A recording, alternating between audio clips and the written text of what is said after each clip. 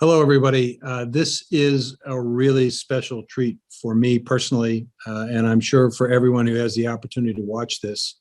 We are joined by two people who have dedicated their life, in part, to helping farmers and ranchers and producers, particularly those small and mid-sized operators who struggle every single day, but who do an amazing job of providing food and fiber and fuel to the entire country and the world. Joining me today is one person who doesn't really need me or anyone else to introduce him, and that's the great Willie Nelson. I asked him before this broadcast started whether I could call him Willie because, like you, I have just such enormous respect for him. He gave me permission to do so.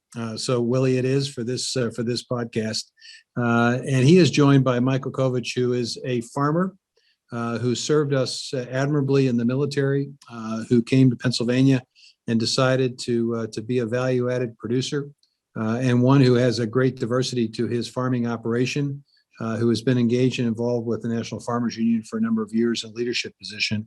And both of these individuals have been just incredibly supportive of efforts from Farm Aid to various efforts to try to make sure that the lifestyle, the value system of small and mid-sized producers is preserved and enhanced.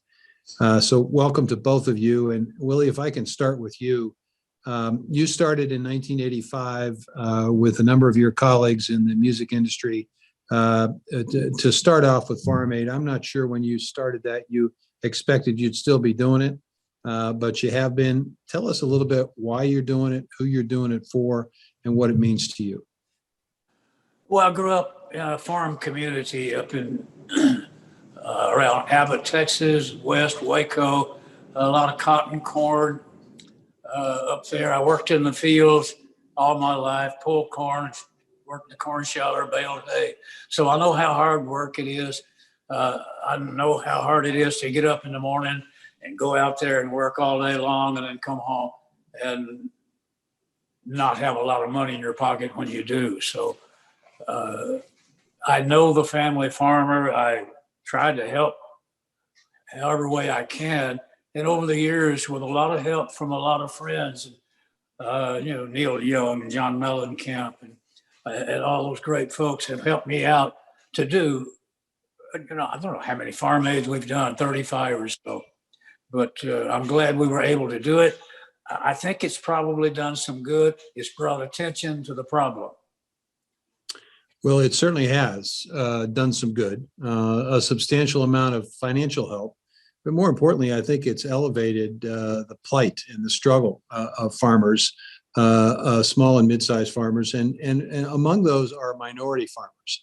And as a result of the advocacy that you and others have been engaged in, minority farmers, socially disadvantaged farmers are going to get a real boost from the American Rescue Plan.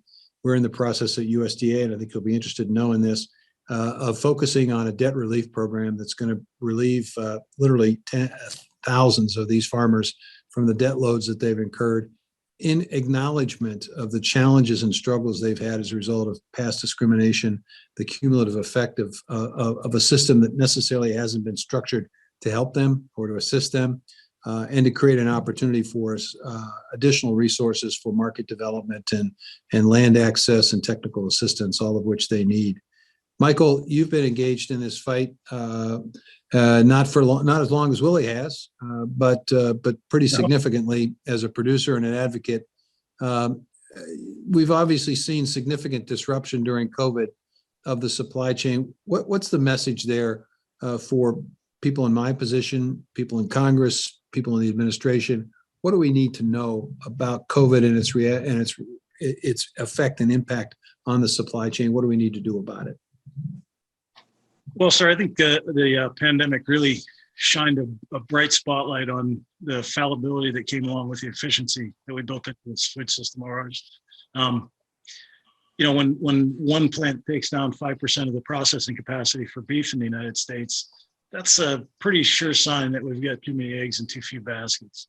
We're really, at Farmers Union, at both the state and national level, have been really engaged in having conversations about how to rebuild that local infrastructure that's been lost, the local and regional infrastructure that's been lost over the years as the industry's consolidated and vertically integrated. So one of the big things that we're pushing for hard right now is taking a look at how we can shore up that and rebuild that infrastructure required for small and medium family farmers to do things the right way and have market and have access to market for the products that they can create in those ways. And all farmers, from soup to nuts, we advocate for every kind of family farmer, and it's my great honor and pleasure to do so. Well, there's opportunity with the American Rescue Plan. Congress has allocated at the administration's request several $billions to begin the process of addressing the supply chain resiliency issue. And I think there's an opportunity for us to begin to have a conversation, not just about yield, but also about profit and the ability for small and mid-sized producers to have that local market where they can negotiate their price, where they have greater control over what they get, and also to expand, as you mentioned, processing capacity so there's more competition for that farmer dollar and for whatever the farmers are producing. We're looking at the American Jobs Plan as well.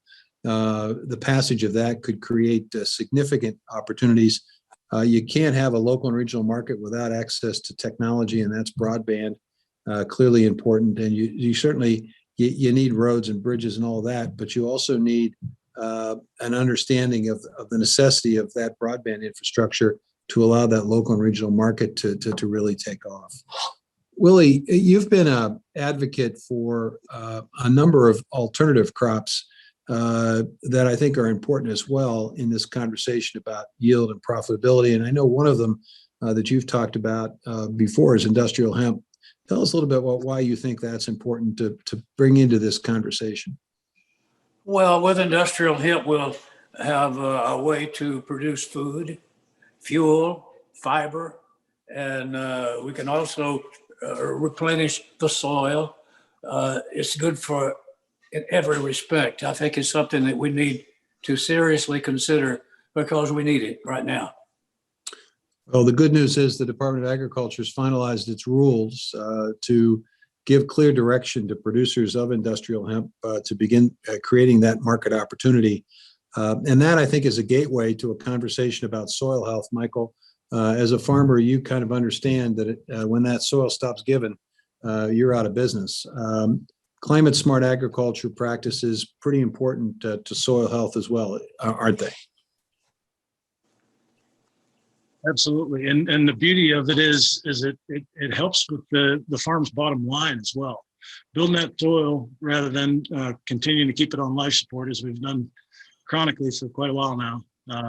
In order to grow a crop, you need all those inputs, and those inputs go up with every spike in price, like the one that we're in right now, but never seem to come back down when that price falls out. So for the last 6 years or so, I remember having read statistics that it costs more to plant a bushel of corn than what you could recover for it at the elevator at the end of the season, by the time you factored in all the fuels spent and the inputs.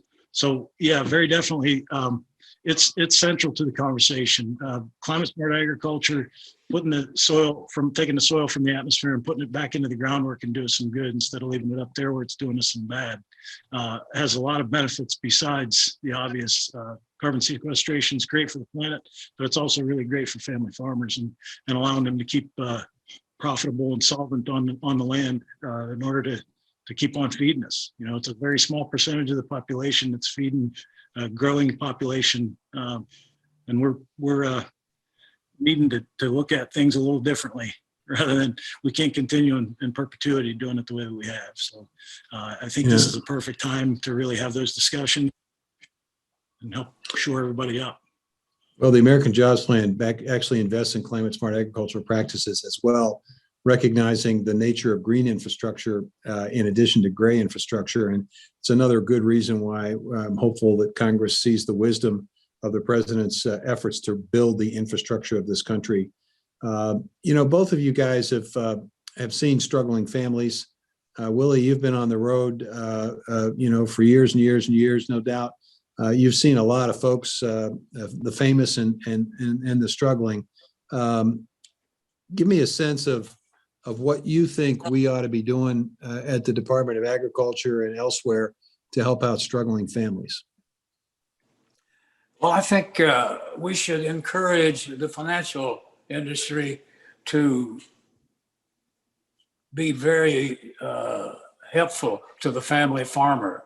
The bankers, for instance, there was a time, and there may still be that time in some places, where bankers refused to loan the farmer enough money to do next year's crop unless he puts a lot of pesticides and chemicals in the soil that will definitely ruin the soil in a few years, and it will deplete everything there. So my complaint was that they demanded that the farmer put all that on his land. I think that's wrong. I think it should be illegal.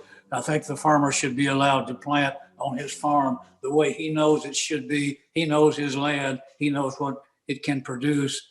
I think farm to markets are also a great idea, where people, instead of buying their breakfast from 1,500 miles away on a truck, they go next door and find a farmer who can produce for them and buy at the local farm to market. That's very important. Well, totally agree that we need a local and regional food system, no question about it. And one of the reasons why I'm excited about what this Biden-Harris administration is doing is they really are focusing on trying to build that local and regional food system. You know, I was at a farmer's market on Saturday, and I was walking by buying some rhubarb and a bunch of other products produced by the local folks, and I came across this area. This woman who had this button on her shirt. It said, "Ask me about cowpots." Cowpots, COWPOTS. So I did. I asked her about cowpots. Well, it turns out this is a company that takes manure from dairy operations and creates planters that you put your plants in, where you put your little starter plants. And it's it's a kind of value-added opportunity that I think we need to do more of. You want to talk about a local and regional system. There's converting potentially a problem in some parts of the country where we over-apply nutrients to creating a new processing opportunity, a new manufacturing opportunity, and also a new market for farmers. And I think the Biden-Harris administration has money in the jobs plan to help bio-based manufacturing. So there's another opportunity for a new revenue source. And I think the imagination, I think it's unlimited what can be done there from what's produced on Michael's farm and everybody else's farm. Look, you've been very generous with your time. Let me ask you, both of you been vaccinated? Yes. Michael? Yes, sir. Vaccinated? Okay. So there you go. There you go. So you can go to Willie's concerts without a mask. Others not necessarily can. Willie, what advice do you have for your concert goers? Vaccinate, not vaccinate? How are you feeling about this? Well, it's been a rough year, of course, for not only the musicians, but for the people who enjoy music.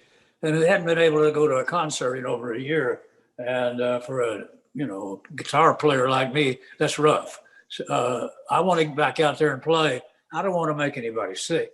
I want to make sure that it's safe before we go out there, that everybody in the audience has been vaccinated. I think that's important. And I think we're headed that way. A big percentage of the people have been, and more it will follow. I think this administration has done a fantastic job in encouraging people to get vaccinated. Well, Willie, didn't you just celebrate a birthday not too long ago? I'm 88 now. And he's 88. I tell you what, I hope I'm upright at 88, much less thinking about going to perform it at a concert. Listen, guys, we appreciate you taking the time. Appreciate all you're doing for farmers, for small and mid-sized and socially disadvantaged farmers. We are partnering with you all at USDA to try to create a new opportunity and a new chance for these folks to really make a living. Michael, thank you for your service as a farmer, but also your service in the military as well. And Willie, God bless you for everything you've done. Best of luck. And I'm going home and putting on a couple of those albums that you've produced. It's great music. Thank you all. Thank you. Take care. Thank you. All right. Thank you. Thank you all so much. Appreciate it. And Willie and Michael and Jennifer, I will be sending the video as soon as we get through this. Should send that hopefully by tomorrow. And Secretary will follow up with your team as well. Thank you all so much for doing this again. Really, really appreciate it. Check the gate this time. Yeah. Got to make sure it's we've checked it. It's there. It's there. All right. Thank you. all right. Thank you. Have a all. good one. Bye. Bye. Take good care. Thank you, Michaela. Bye.